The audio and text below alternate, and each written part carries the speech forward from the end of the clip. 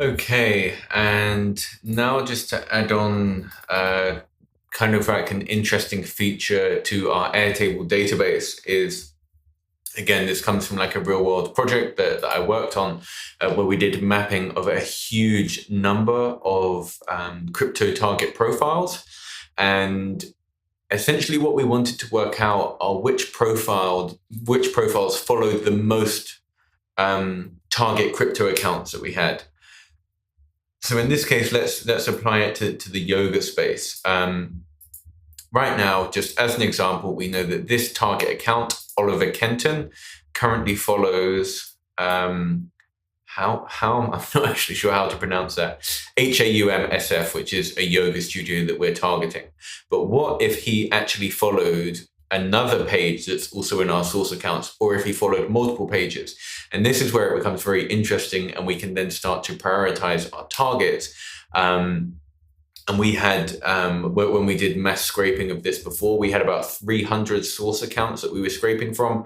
And we had some profiles appear in our target accounts that were following like 60 of our source accounts, which made them a very, very relevant target, as obviously they're very, very active within the crypto space. And so what it will end up looking like is we want to add in here that if this profile follows both of these pages, it appears under here under target accounts, and then we can look at doing we can do number of targets followed, and we would do a roll-up field, and we can summarize source accounts and count all the values. In which case we can see that this guy follows 2 accounts and this guy, all these people only follow 1, which would make this one a higher priority target for our team. So let's go ahead and build that out. So this is where we were left off. I've set these to ID does not exist. Because of course an ID does exist, so all that's going to do is shut off these paths. So just for the sake of testing, of course I'll turn them back on later once I actually start using the automation. So what do we have here? We have a router here, so I'm going to create a new path, and we're going to go ahead and do a variable. If anyone doesn't know what a variable is, this is something that is used all throughout programming, which allows us to assign a value to a variable.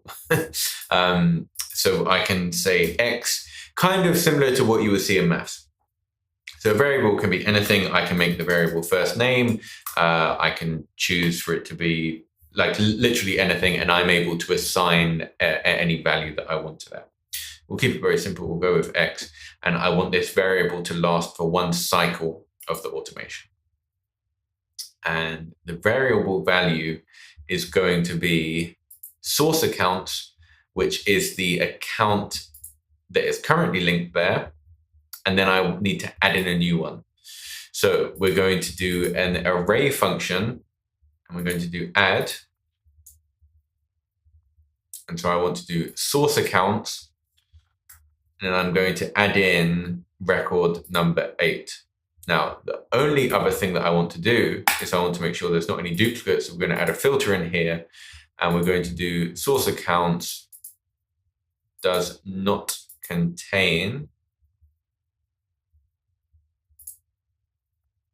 ID. And that will then set it down this path.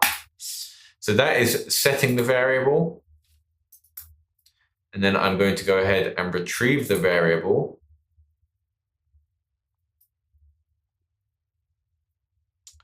Here we go. Get variable, get value of X. And then we're going to go ahead and do update a record.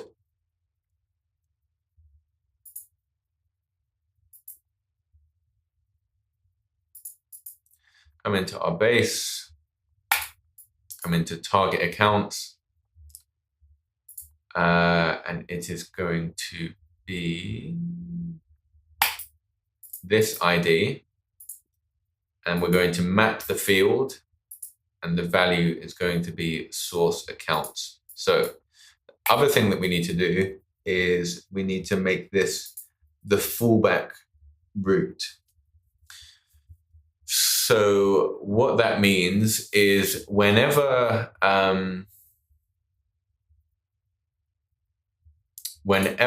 this path isn't matched, then it is going to be routed down this path automatically.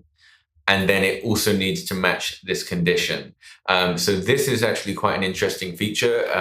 Like later on, I'll walk through my health dashboard, which has it has a lot of different paths coming off of the router. It's got like 20 different paths, and you can basically assign that this is kind of a catch-all, like a backup option. If none of the other paths are matched, it will always go down this one. So just quite an interesting feature to be aware of. Delete that, clean that up, and we can go ahead and run the scenario.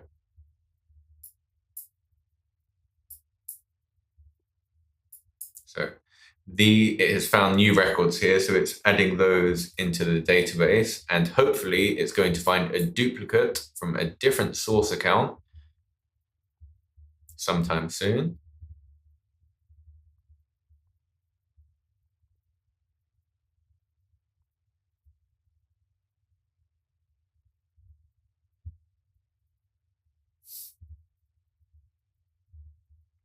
Okay, it seems this page is actually growing pretty fast because none of these followers were here yesterday because they're being added in now. Interesting.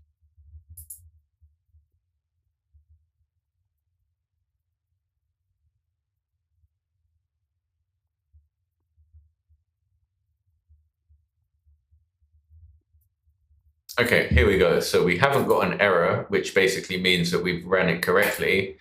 And now if we check source accounts here, we can see that there's 2 source accounts, whereas previously we had 1. If we come back in here and sort by 9 to 1.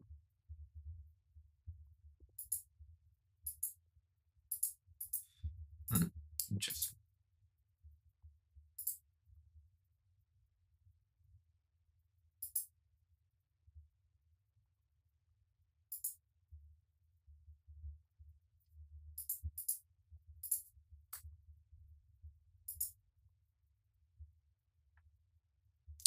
Okay, yeah, so it did work, just these weren't considered high quality targets by us, but you can see that these pages are now being added in. So this particular Badia Yoga, probably not pronouncing that correctly, follows these 2 pages. Here we have this person following these 2, and so on. And as we continue to map, and in like a real world scenario, I would also add in a lot more targets.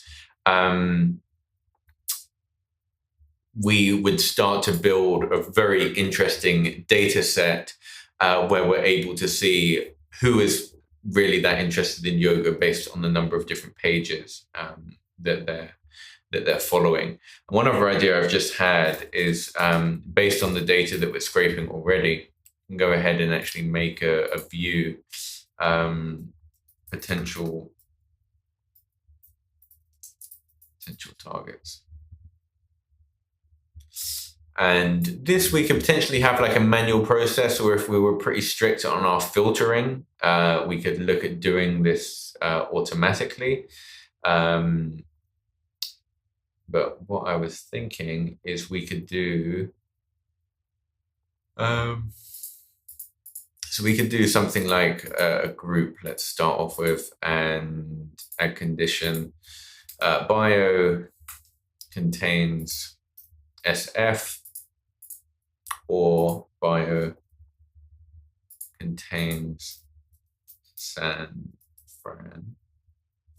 So we can be pretty sure that these are all in San Francisco. And then I would look at doing something like, and bio contains yoga.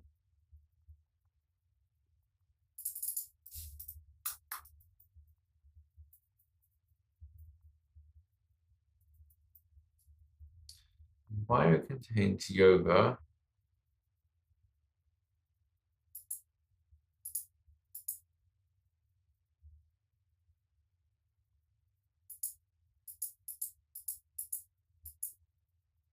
Hmm.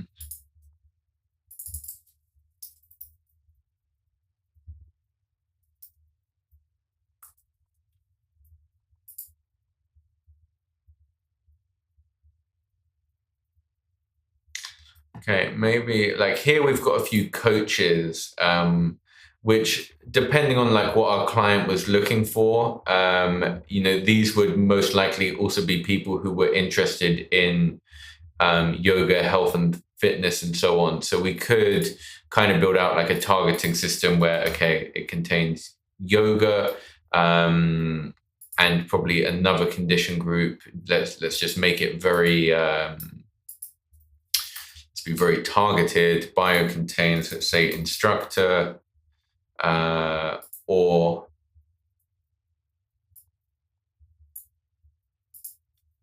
bio contains teacher. So this is a very short list, and of course, if we're going to harvest like 50,000 records, for example, which is the limit of Airtable, we could then take these four, and we can build an automation to automatically add any potential targets over into source accounts. So we kind of end up with a targeting system that also discovers new target profiles for us and then adds them back in to our targeting system and then scrapes those. So in this instance, I would probably not even bother with Integromat. We could do Integromat, but it would need to be in a separate flow. And why not? Let's just do this. So we can do when a record enters a view, table view, target account, select new record, potential targets, use suggested record, and we can do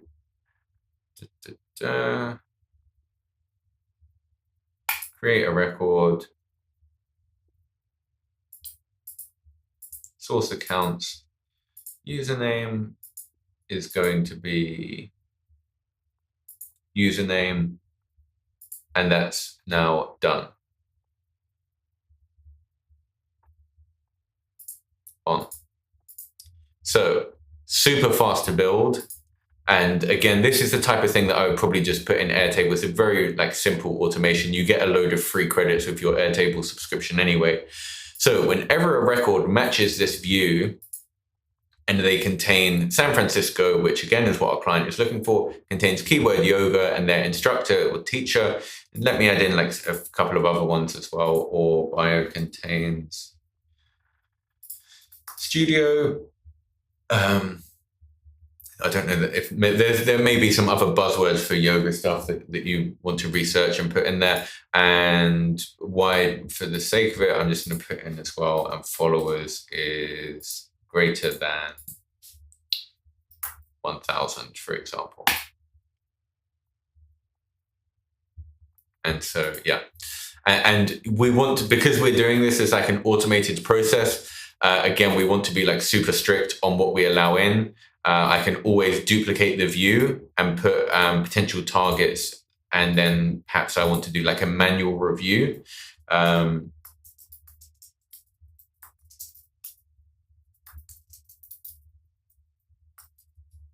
in here, I could put perhaps slightly more open filtering criteria, and have a VA kind of go over this manually, preferably not doing it myself, but build some type of like process where the filtering system it has wider options, and we just have like a manual system in place, like a manual review process. So as much as this is like an automation course as well, I'm kind of a big believer in like a hybrid of both manual and automation coming in together. Humans are generally much better at the kind of creative aspect, and there's some things that simply aren't worth automating, particularly like I'm based in Georgia, so we have access to very, very cheap labor. However, the things worth automating are things that need to be very, very precise. machines don't get tired, robots don't get tired, they can run 24/7. They don't make mistakes unless you program them to do so, at least on things like this, which are kind of relatively simple for a computer. They're very simple computer processes, to be completely honest. So in terms of adding in data into Airtable, anything like this, we're pretty safe. So yeah, now we have a system in place to automatically add in some more source accounts. And so if we see here, we scraped 496 records. About 200 of them we already had within our database. There was no activity needed. 7 of them were already following another target. So they have now, let me just double check.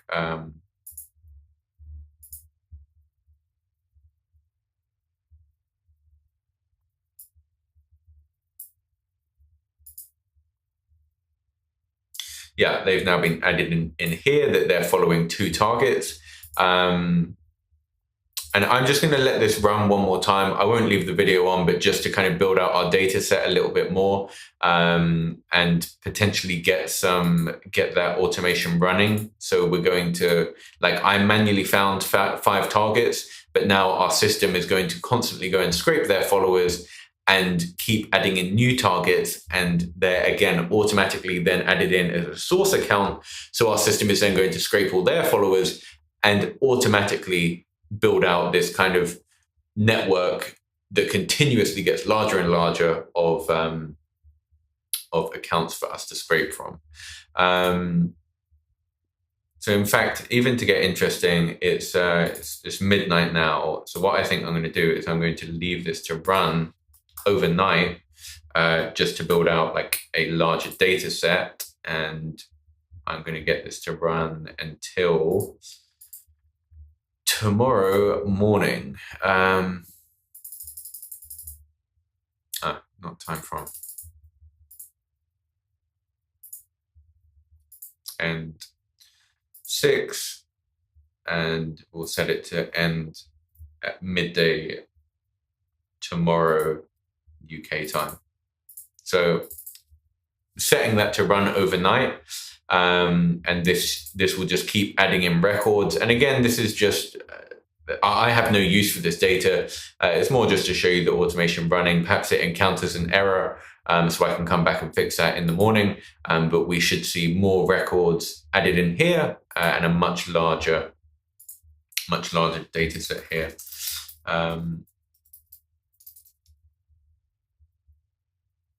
So total, we have 757. And I guess there's maybe like a quick point that I could look at introducing you into Airtable interfaces.